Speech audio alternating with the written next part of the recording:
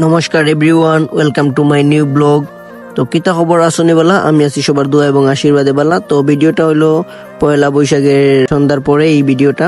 তো ঘুরতে আইলাম শাহিদগা মিনি স্টেডিয়ামে।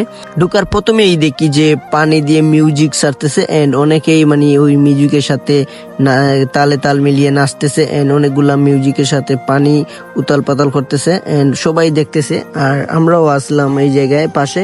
তো আবার অন্যদিকে দেখতেছি এই যে নৌকা চলতেছে, তো দুলনার মতোই নৌকা, অনেক বড় নৌকা চলতেছে।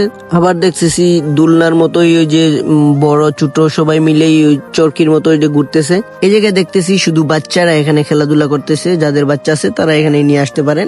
অন্যদিকে দেখি আবার বাচ্চারা ওই জায়গায় বসে আবার ঘোড়া চলতেছে এখানে চরকির মতো ওই জায়গায় এটা। আবার আমি এই জায়গায় দেখতেছি বক্সিনের, আর আমি 20 টাকা দিয়ে টোকেন নিয়ে বক্সিন মারতে যেতেছি। তো অনেকে অনেক কিছু বলতেছে যে এত ছোট মানে কেমনে কি হইব, কি মারতে পারবে কিনা। তো সবাই দেখতেছে আর দেখেন গাইস কত উঠে আর কি ওই জায়গায়। সো দেখে আর কি সবাই অবাক হয়ে গেছে।